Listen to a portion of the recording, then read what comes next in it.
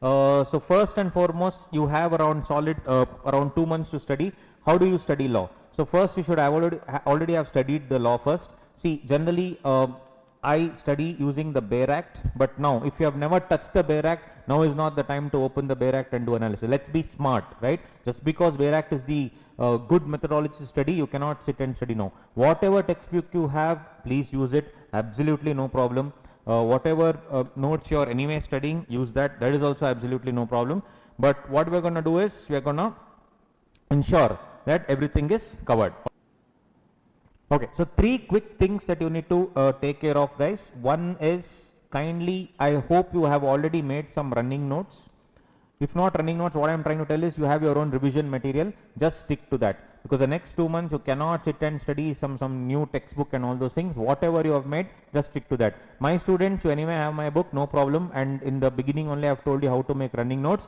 So kindly make running notes. So for that, no problem. So first is, as I told you, the running notes. Second one, please write answer. You need to write 1 answer a day at least. Very, very simple logic. 180 minutes is what we have for the exam, and 100 marks. So basically 1.8 marks. Sorry, minute per mark. So 1.8 minutes per mark is what you have. So basically if it's a 4 mark question, 4 into 1.8, you have around 7.2 minutes.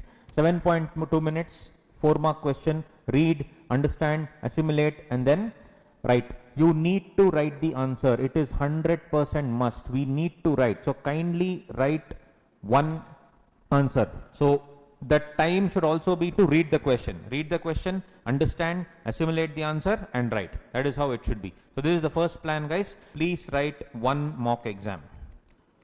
I have spoken to almost 50 rank holders and everybody tells me the same thing. Writing 1 mock exam is very, very, very, very important. So please write 1 mock exam without fail. So this is the basic plan, friends. Please write 1 mock exam, because you will come to know what it is to actually sit and write in an examination environment. 2 p.m. to 5 p.m. sit and write 1 mock exam without fail. Okay.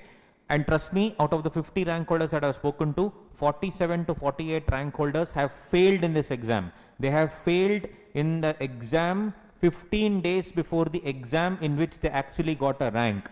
That they said this was the turning point. They realized that so many things are there and I have to assimilate everything and write in that 3 hours. It is difficult. So please, you will fail. It's okay if you fail, but write the exam. Very, very, very important. Okay. How to write law? Sir, with pen, sir. Don't do so many PJs. I am known for my PJs. My PJs are, that's why my name is Punarvas Jaikumar, and I am also known for my horrible PJs. So students and my friends call it PJs, right? So how do you write the law exam? What I meant was, what is the procedure and what is the structure that you use? First of all, as you all, so many people would have told you, it should be like provisions, correct? Analysis and conclusion. Provisions, analysis, conclusion. This is how you need to write. Should I write the word provisions? No.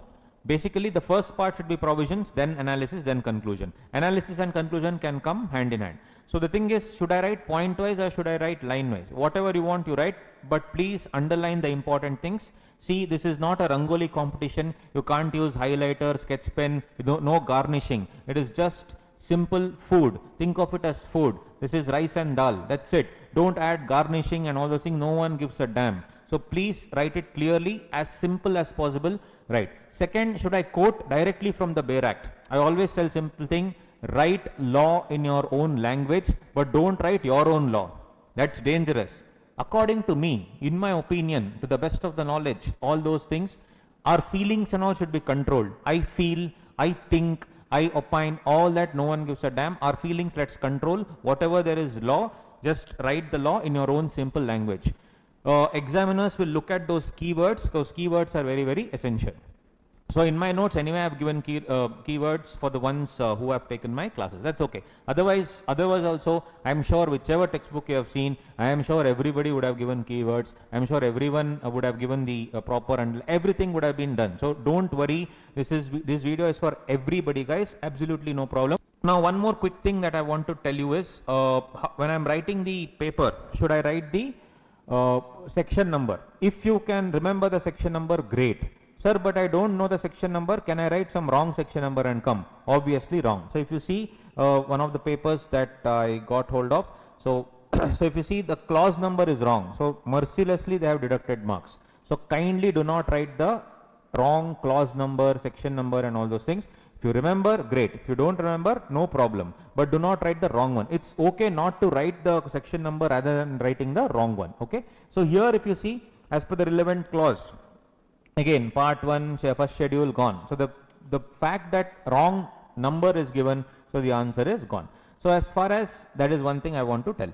As far as the other things are concerned, I'll just put up one more thing. 67, one of my students had got a rank here, 67. So this exact, and what I'm trying to tell is provisions, analysis, conclusion. So if you see, check out applicable provisions. So any question when I'm writing applicable provision, section 164 subsection 2, right? He has written the applicable provisions and he has underlined.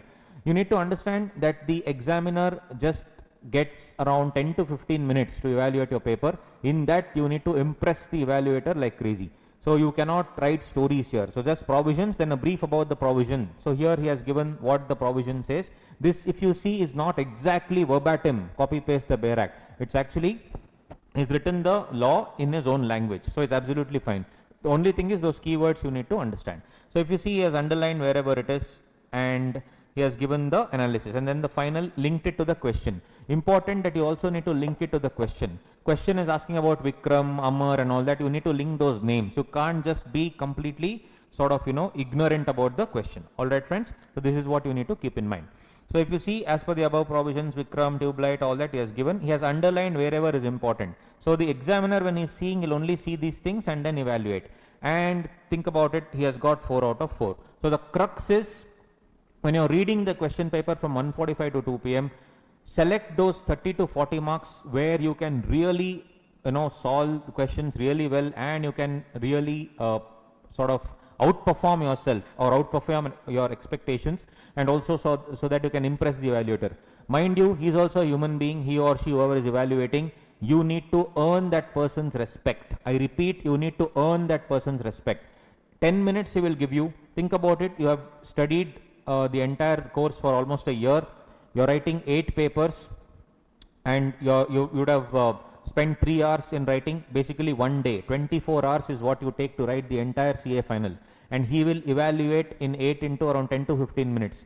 Within 100 minutes, all your papers will be evaluated. So in the first 10-15 minutes that he gives you, he only gives you 10-15 minutes. In that, the first 4 or 5 minutes is where you need to earn that person's respect, earn that person's time. So how you will do it is, of course, by choosing those questions which you really know. Can I write 1A, then 2B, then 4C? No, kindly avoid that. Use there are groups, 1 ABC, 2 ABC, like that. Use those groups, and then whichever group you really know well, that group of questions you need to solve. And anyway, you have MCQ, guys. So MCQ, please ensure that MCQs you will solve, and that also is there. You will be given an OMR sheet. So coolly write those the answers to those questions. But ensure that you are writing you are marking the option against the correct question number. Sometimes in tension, it will goof up. You will be definitely goofing up sometimes. Okay, so if you see, very smart way of writing, 4 out of 4, 2 out of 3, 3 out of 4, 3 out of 4. So first 40 marks is already captured the imagination of the person. He is already like, okay, yes, done. I have already won over him. After that, even if you write some substandard answers here and there, they will give you marks.